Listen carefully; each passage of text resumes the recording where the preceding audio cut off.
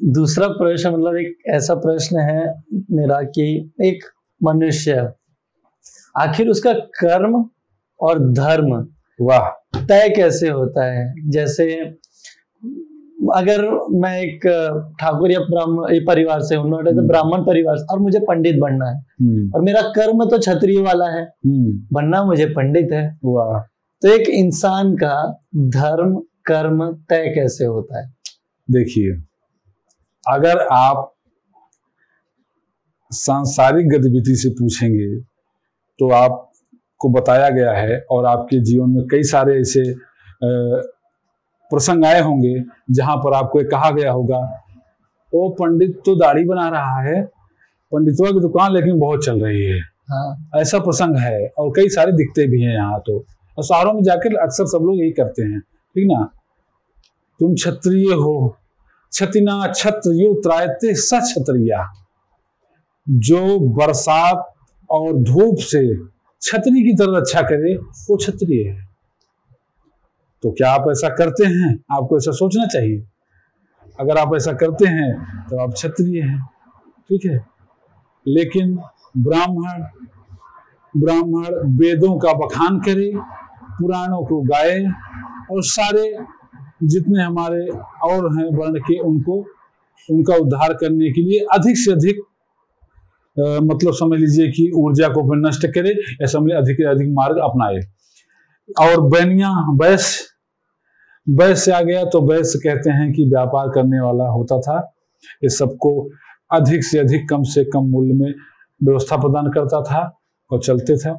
पंडित हमारे यहाँ अर्थशास्त्री होते थे पहले, पंडित अर्थशास्त्री होते थे, अर्थशास्त्र का ज्ञान होता था इनको। ये बताते थे, क्या कैसे बताते थे, देखो ये बताते थे कि देखो सत्यनारायण का पूजा करा रहे हो तो आपको एक डलिया लगेगा, और एक नाई आएगा, वो रंग लगाएगा, और एक मोची आएगा, वो कीला देगा, वहां गाड़ो, केला का पत्ता लाओ, ये करो वो करो। मतलब जितने भी हमारे आपके वो होते थे, जिनको आप लोग नेग नेछू वाले क्या बोलते होगे आप लोग, आइडिया नहीं। हाँ, तो जो आपकी प्रजा होती थी, हाँ, प्रजा, ठीक ना, वो पानी भरने वाला, वो ढुलाई करने वाला जो भी होता था, तो सबका वो पंडित अलग अलग काम बताते थे कि 20 रुपए नाई को मिली तो 25 उसको मिल जाए, 10 उसको मिल जाए, सबका भला करने वाले वो पंडित रास्ता बताते थे। नहीं तो सत्यनारायण की पूजा आप कराते हो, आप एक ही पूजा, लेकिन 10-10 20 सबके पास पहुंचता है, अर्थव्यवस्था बनी रहती है ना। तो वही है, अर्थव्यवस्थापक थे ब्राह्मण। और दूसरा चीज ये है कि जहां पर ये बात आ जाती है कि ब्राह्मण क्षत्रिय वैश्य और शूद्र की, वहां पर मैं कहूंगा कि झगड़ा यहीं पे खत्म होता है कि ब्राह्मण क्षत्रिय वैश्य और शूद्र ये क्या है, इसको समझ लेंगे, आराम से सब चीज समझ में आ जाएगा। इसका मैं आपको गोपनीय अर्थ बता रहा हूं। ब्राह्मण क्षत्रिय वैश्य और शूद्र, एक साधक एक भक्त की ऊंची नीची अवस्था ही 4 वर्ण में बांटा गया है, समझ रहे ना। इसके लिए आपको मैं हर युवाओं बार बार कहता हूँ, गीता पढ़ो। गीता क्यों पढ़ो? गीता इसीलिए पढ़ो कि आपके एक एक जगह पे, नौकरी से लेके चाहे कहीं भी कुछ भी हो, आप गीता को पढ़ो, जपो, देखो, नाम रूप लीला गुणधाम में कहीं ना कहीं लगे रहो, सारा मामला आपका सॉल्व हो जाएगा। और जो आपने पूछा मुझसे कि आप महाराज गीता का वो बताइए, सॉरी क्या पूछा आपने? धर्म और कर्म बताइए। तो धर्म क्या है? ईश्वर। धर्म क्या है? ईश्वर धर्म है। आपके जीवन में कहीं ऐसा पड़ाव आ जाए जहां आपका दिमाग काम करना बंद कर दे, वहां आप गीता उठा लीजिए, सारे भेद खुल जाएंगे। एक प्रसंग याद आ गया हमको भगत सिंह के विषय में, कि भगत सिंह जी को फांसी लगनी थी, और ये चीज गीता प्रेस गोरखपुर से पत्रिका निकली थी, कल्याण, मैंने उसमें पढ़ा था, बड़ी ही प्यारी बात है। उसमें लिखा था कि भगत सिंह को फांसी होनी थी, और उस अंग्रेजी जेलर ने पूछा, भगत सिंह तुमको कल फांसी होना है, तुम्हारी कोई आखिरी इच्छा हो तो बताओ।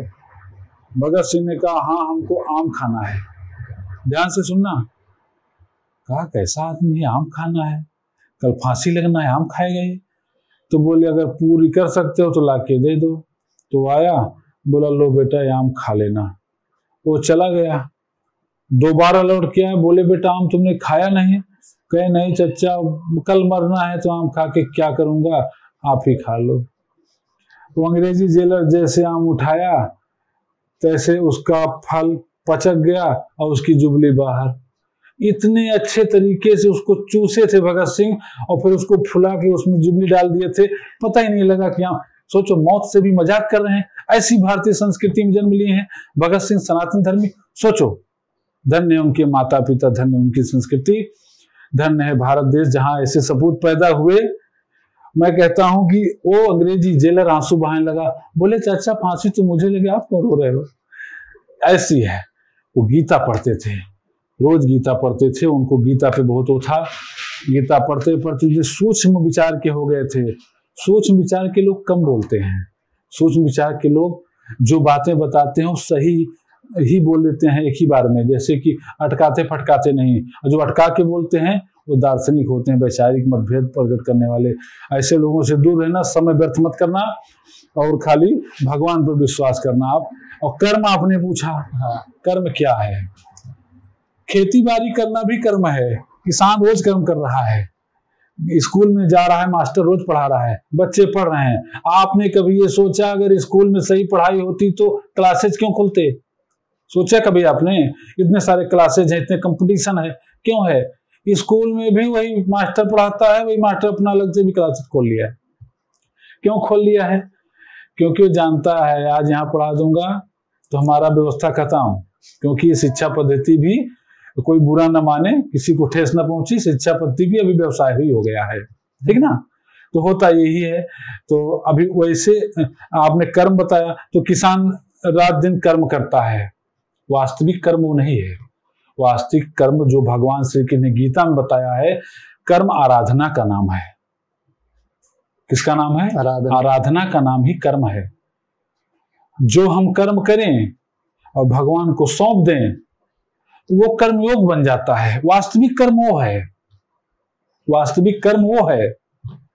कर्म ये नहीं है बड़े बड़े युद्ध होते हैं, सब कर्म ही तो कर रहे हैं। कोई किसी को मारा, ये आपसी बदले हैं, ये कर्म नहीं है, ये आपसी बदले हैं। तो बड़े युद्ध हो, किसान खेती बाड़ी करे, हाँ अपना काम वो कर रहा है, उपयोग ला रहा है। सांसारिक बुद्धि में हम आप ये कह सकते हैं कि वो अच्छा काम कर रहा है, सज्जन व्यक्ति है, उससे पूरे शहर का, पूरे गांव कस्बा, पूर्वा टोला का पूरा पेट भर रहा है, अच्छा है। लेकिन वास्तविक कर्म जो भगवान श्री कृष्ण ने गीता में आदेश दिया है वो आराधना का नाम है। कौन सी आराधना। नित्य उपासना जो हम आप करते हैं। मन का रोक करना, मन जहां जहां जाए वहां से खींच करके अपने इष्ट में लगावे, वो कर्म है। और वो कर्म करते करते, जैसे है ना कि मक्खन घिसते घिसते, मत्ते मत्ते जब घी बाहर आता है, ऐसे ही जब आराधना करते करते आपका धर्म आपके सामने आके स्वयं खड़ा हो जाएगा। धर्म मतलब मैंने बताया स्वयं वो भगवान धर्म है। भगवान को कोई मार नहीं सकता है, भगवान कभी नष्ट नहीं होते हैं। सच्चिदानंद रूपाय विश्व उत्पत्ति आदि हेतवे, वो आदि विश्व के हेतु हैं और हमारे सबके सेतु हैं, मार्गदर्शक हैं। तो हमको आपको मानना चाहिए कि धर्म खतरे में नहीं हो सकता।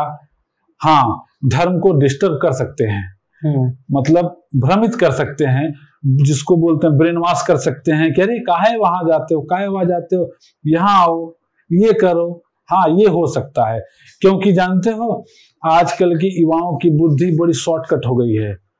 जल्दी से जाओ, यहाँ 15,000 मिल रहा है यार, काहे वहां पंडाल लगा 50,000 मिल रहा है। अब वो बता रहा है 12 घंटे ड्यूटी करो, एक महीना 20,000 50,000 मिलेगा। ये कोई दिमाग है, ये कोई सनातन है। नहीं नहीं, ऐसा करो तो सफलता का कोई शॉर्टकट होता नहीं भाई। और दूसरी चीज ये है कि जिसको चाहिए तो जाइए, फिर उसका जो परिणाम मिलेगा आप भुगतना, जो इधर मिलेगा हम भुगतेंगे। तो कर्म यही है, नित्य उपासना करो भगवान का। जो नित्य आप ये उपासना करते हैं, भगवान की आराधना करते हैं। और योग तब होता है, योग कर्म, जब आप भगवान के लिए कर्म करके, उपासना करके, भगवान जो कुछ मैंने किया आपको ही सुनाया। कहते हैं ना कि भगवान की ही पुष्प वाटिका से कुछ पुष्प चुरा करके उन्हीं के चरणों में चढ़ाने का प्रयास किया जाएगा। जितने कथावाचक हैं बोलते हैं, पहले क्यों बोलते हैं कि भगवान मैं कुछ नहीं जानता, आपकी पुष्प वाटिका से ही कुछ पुष्प चुरा करके मैं आपके चरणों में चढ़ाने का प्रयास कर रहा हूँ। 2 बार भगवान नाम को उच्चारण करिए, तत्पश्चात जैसी भगवान की इच्छा होगी कथा सुनाने का प्रयास किया जाएगा। वो क्यों बोलते हैं? वो नियम नहीं है, वो शरणागति है। भगवान संभाल लेना, अब मैं शुरू कर रहा हूँ, यही है। जैसे हर कोई बच्चा स्कूल जाने से पहले प्रार्थना होती है, वह शक्ति, कौन सी शक्ति, उसका नाम नहीं बताया, सोचो। कक्षा 1 में हम लोग गाते थे, वह शक्ति हमें दो दयानिधे, कर्तव्य मार्ग पर डट जाऊं। वह शक्ति, कौन सी शक्ति? वह परमात्मा की शक्ति। तो वही है, वह, वो, शिव, वही बताया गया। तो वह शक्ति हमें दो दयानिधे, तो वही शक्ति के विषय में बार बार मैं कह रहा हूँ, राम, शिव, राधा, जो भी नाम जपो, बस आपके मंत्र में 2 ढाई 6 का नाम हो। वहां बात छूट गई थी। अगर अंत में आपको झटका लगेगा, जुबान से, गले से जुबान बाहर नहीं आएगी, तो आप क्या बोलोगे? गायत्री मंत्र बोल पाओगे क्या? नहीं निकलेगा।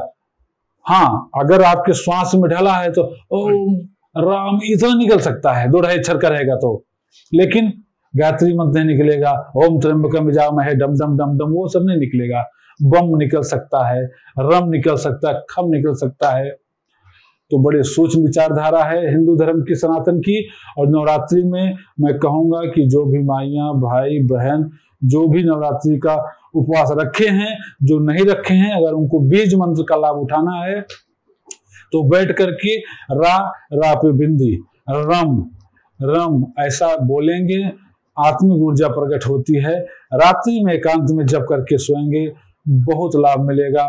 शारीरिक रोग जितने भी होंगे वो नष्ट होंगे, दुर्बलता नष्ट होगी, सबलता बढ़ेगी, गुण आएंगे, अवगुण जाएंगे, मोटापा कम होगा। जितने भी रोग हैं मैं बता रहा हूं, क्योंकि वो अग्नि स्वरूप बताया गया है। मैंने बताया ना कि जब आंवले का पेड़ लगा दिए, बीज लगा दिए, तो पेड़ नहीं बनाना पड़ता, न तो तुमको विटामिन सी डालना पड़ता है, वो सब हो जाता है। ऐसे बीज मंत्र छोटा है, लघु है, लेकिन उसका जप, उसका महत्व बहुत बढ़ जाता है। हो सके तो कम बोलना, नंगे पांव चल लेना, अपने ही घर में चल लेना, ज्यादा दिखावा ना करने का मन करे तो। बहुत लोग ट्रेनों में भी चलते हैं, अच्छी बात है। इस शरीर को जितना ही कायाकल्प किया जाए, जितना तपाया जाए, उतना ही अच्छा सोना बनेगा। बस दिखाने के लिए तपाया जाए तो गलत है, कुछ करने के लिए तपाया जाए तो भगवान की इच्छा है। जय श्री राधे। बोलिए। एक प्रश्न ये है कि मृत्यु और मोक्ष क्या है? वाह वाह, मृत्यु मूर्खता है। सही बता रहा हूं, मृत्यु मूर्खता है। अरे मृत्यु क्या है? मृत्यु, अरे जो आप कह रहे हैं मृत्यु तो मूर्खता ही है ना। गीता से फिर मुझको उठाना पड़ेगा। देखिए गीता में बार बार भगवान श्री कृष्ण कह रहे हैं, नैनम चिदन शस्त्राणी नैनम दहति पावका न चैनम कल्दन तापो न सोचती मरता। इस आत्मा को, अमर चैतन्य आत्मा को आग जला नहीं सकती, हवा सुखा नहीं सकती, जल डुबा नहीं सकता, और तरह तरह की क्या क्या क्या नहीं कर सकते। लेकिन आप पूछ रहे मृत्यु, तो मृत्यु जो है वो एक अवस्था का नाम है, एक बदलाव है हमारे आपके शरीर में। आप बचपना आपको याद है अपना ना, कि भूल गए? याद है। इसका मतलब आप बचपना नहीं हो। अब जवानी भी आपको याद है ना। अभी बाबूजी से पूछोगे तो भी बताएंगे कि मुझे जवानी याद है। तो वैसे आपको बुढ़ापा भी याद है, और आप जिसको मृत्यु बोल रहे वो होगा तब भी, वो भी आपको याद रहेगी। इसका मतलब आप अलग हो। ये सब चीज एक अवस्था है, ये बदलाव हो रहा है। तो शरीर के दिन ब दिन बदलाव का नाम ही मृत्यु है। बचपना मर गया ना भाई, बचपना की मृत्यु तो जवानी आई ना। हाँ। तो जवानी की मृत्यु तो बुढ़ापा आ गई। बुढ़ापा के बाद वो हुआ जिसको आप मृत्यु बोलते हो, वो भी वही है। ठीक है। मोक्ष क्या है? माधन अक्ष संस्कृत शब्द है, शाब्दिक कर समझिए तो फंस जाएंगे, नहीं निकल पाएंगे। आध्यात्मिक बता देता हूं मोक्ष क्या है। यही पृथ्वी पर रह करके ही, कितने लोग बोलते हैं ना माँ बाप के चरणों में जन्नत है। तो माँ बाप के चरणों में तो जन्नत है, सत्य है, पूर्ण सत्य है। लेकिन माँ बाप भी जन्नत चाहते हैं, तो जन्नत कोई अलग चीज हो गई। समझ गए ना। मोक्ष हिंदू धर्म का, सनातन धर्म का अंतिम लक्ष्य मोक्ष की प्राप्ति है। तो मोक्ष की प्राप्ति जीते जी होती है। मरने के बाद जो बताया जाता है मोक्ष की प्राप्ति होगी, वो अधूरा विकल्प ज्ञान है। मरने के बाद मोक्ष की प्राप्ति आपको होगी। अपने भारत में जैसे मरने के बाद भारत रत्न पुरस्कार दिया जाता है तो घर वालों को मिलता है, समझ गए ना, उसको कहाँ मिलता है? हाँ, उसका नाम रहता है, चलो भाई ये थे, इनको जो है भारत रत्न मिला। अरे हम जिंदा होते भारत रत्न मिलता तो हमें भी खुशी होती। ऐसे जब जीते जी मुक्ति होती है, मुक्ति जिसको कहते हैं, मोक्ष कहते हैं, मुक्ति के पर्यायवाची शब्द है दूसरे के, तो मुक्त हो गए आप, मोक्ष हो गए आप, ठीक ना। जब तक संस्कार लगा है तब तक शरीर है। बहुत धीरे से बैठ के प्रेम सुनिएगा, ये चीज नहीं तो निकल जाएगा। संस्कार जब तक लगा है तब तक शरीर है, संस्कार खत्म, शरीर खत्म, जन्म मृत्यु खत्म, वो जन्म जन्मांतर से जो आ जा रहे हैं ना, फेरा बदल खत्म, वही है मोक्ष। वहां पे मोक्ष का ठप्पा लग गया, समझ गए? कहने का मतलब यह है, संस्कार के ही द्वारा शरीर है। जैसे आपके संस्कार वैसे आपका शरीर, जैसी आपकी बुद्धि वैसे आपका विचार, जैसे आपका विचार वैसे मन में सोच, जैसी सोच वैसा कर्म, जैसा कर्म वैसा आपका फल, और जैसा फल तो फिर जप नारायण, फल को लेके चलो भाई। सही फल है तो खाओगे, कड़वा है तो फेंकोगे, लेकिन वो फल आपका ही है तो कहाँ तक फेंकोगे, खाना वही है। तो सही कर्म कीजिए, सही विचार रखिए। मृत्यु मूर्खता है, मोक्ष एक आराधना है, एक साधना है, एक गतिविधि है, यहीं पर रह करके पाया जा सकता है। जीते जी गृहस्थ में रह करके पाया जा सकता है। भगवान आदेश देंगे, आराधना करो, ओम राम नाम शिव जो जपो दृढ़ का नाम जपो, गीता का प्रतिदिन अभ्यास कीजिए, सत्य सनातन धर्म की जयकार कीजिए। मैं नहीं कहता कि चिल्लाइए जिससे कुछ लोग डिस्टर्ब हो जाएं, ऐसा ना हो, लेकिन अपने मन में जय बोलिएगा।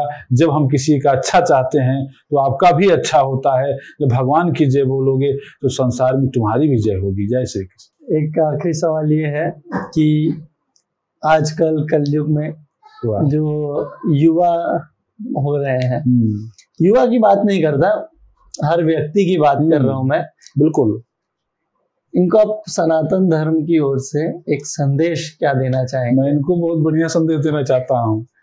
ये देखो, जो आजकल की युवा हैं, आजकल के युवा युवा ही नहीं है, ठीक है, ये सब 80% बात करें तो सब जुआ हो गए हैं।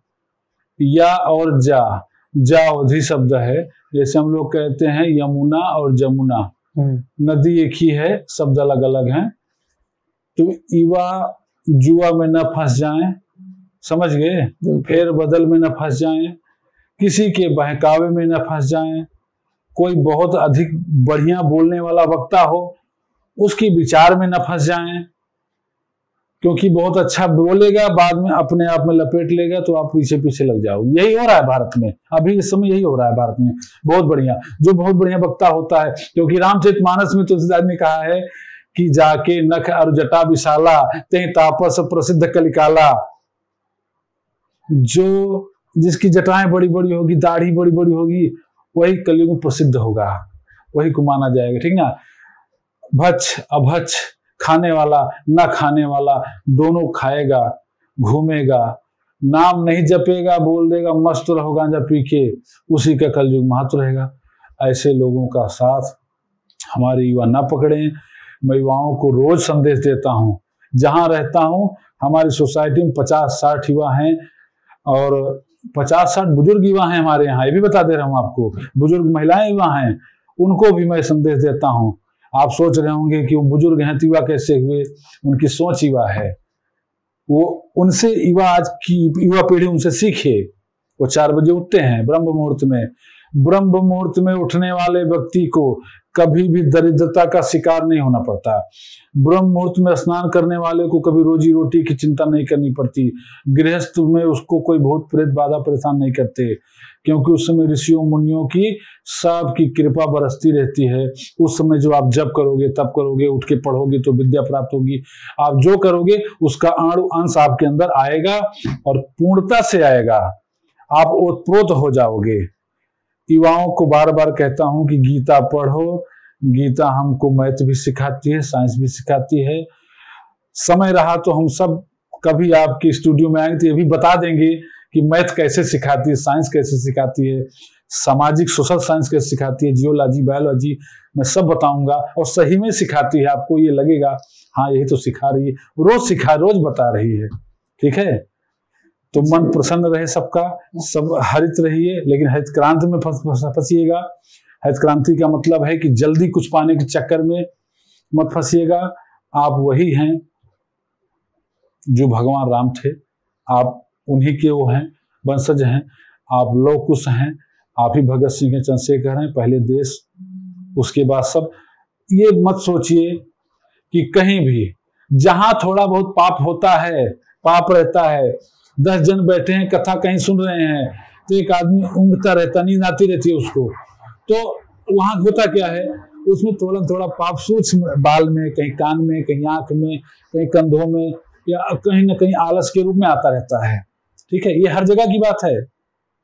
ट्रेनों में भी आप देखते हैं जिसको सीट मिल गई वो सो जाता है, जिसको नहीं मिली हनुमान चालीसा सुनता है। मैंने देखा है कई बार ये होता है। ठीक है, तो ये चीज है, दुख आए तो भगवान चर्च गेट के पहले कहीं सीट दिला दो तो हो जाएगा, नहीं तो जय सीताराम। अच्छा, मैंने देखा भी है एक चीज तो बड़ी विचित्र मैंने देखा यहाँ उत्तराखंड मुंबई में, कि जिनको सीट मिल जाती है वो ऐसे सोते रहते हैं। आप देखते रहते हो पता नहीं बोरी वली उतरेगा कि बांद्रा में उतरेगा, लेकिन जैसे उनका स्टेशन आता है उनकी नींद खुल जाती है और फटाक से उतर जाते हैं। तब तक आपका भी ऐसा, आपके तो बैठे कि ना बैठे महाराज, अभी एक स्टेशन खड़े चलो। यही होता है, सबका दुख सुख समझिए। युवा हो, युवा की तरह रहिए, डटे रहिए, हमेशा उलझने की बातें मत कीजिए, हमेशा हिंसा की बातें मत कीजिए, अहिंसा की बातें कीजिए।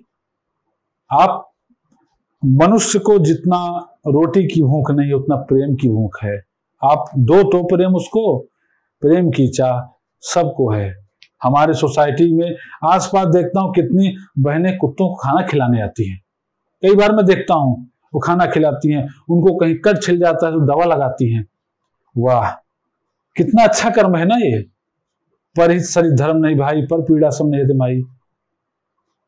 आपने एक प्रसंग और नहीं पूछा कि परहित के समान कोई धर्म नहीं है। परहित मतलब पराये का हित करने के समान कोई धर्म नहीं है। रामचरितमानस में ये बात बताई गई, परहित सरिस धर्म नहीं भाई, पर पीड़ा सम नहीं अधमाई। पर पीड़ा, पराये की पीड़ा के समान कोई दर्द नहीं। तो आप उस चीज को, वो सबसे बड़ा धर्म बताया गया। लेकिन रामचरितमानस में फिर बोला गया, सीता जी को बताती हैं माता जी उनकी, जाओ ससुराल में जाना तो क्या करना, सादर सास ससुर पद पूजा, ताही छाड़ धर्म नहीं दूजा। सास ससुर की पूजा के अलावा कोई धर्म नहीं है, वहां वो बता रहे हैं। अलग एक जगह बताया गया कि धर्म न दूसर सत्य समाना, सत्य के समान को। अब युवा है तो फंस गया, अरे भगवान कहाँ अटका दिए तुलसीदास जी तो हिंदी से पीएचडी थे, अपना जो भी थे वो बता दिए 3 तरह का 4 तरह का धर्म आपको, ठीक ना। लेकिन उसमें मैंने कहा पहले भी कि वक्ता एक ही बात कहता है, श्रोता 10 बैठे हो तो अलग अलग अर्थ लगाते हैं। तुलसीदास जी यही कह रहे हैं कि महिलाओं के लिए ससुराल में जाके उनका क्या धर्म है। आप किसी गरीब गुरबा किसी को देखे, ऐसे व्यक्ति को, उस समय आपका क्या धर्म होता है। सब अलग अलग प्रसंग में अलग अलग जगह पे क्या क्या धर्म बनता है वो बताया गया। ऐसा नहीं कि सबसे बड़ा ये सबसे बड़ा वो, अलग अर्थ मत निकालिए। और युवा शांति से रहना सीखें, और जहां गलत होता हो वहां विरोध करना सीखें। डरे नहीं, डटे रहें, अपने भगवान अपने इष्ट का नाम लें। तो आप लोग अपने पुरखों पर एतबार कीजिए और उनकी ऊर्जा को पकड़े रहिए, बनाए रखिए। देशभक्ति गाने भी सुनिए और भजन भी सुनिए, भगवान का भी नाम लीजिए और पुरखों को भी याद कीजिए। देश बना रहेगा तभी धर्म रहेगा और हम आप सब रहेंगे। जय श्री राधे। आपसे बात करके बहुत अच्छा लगा गुरुजी। कोई बात नहीं। हर हर महादेव।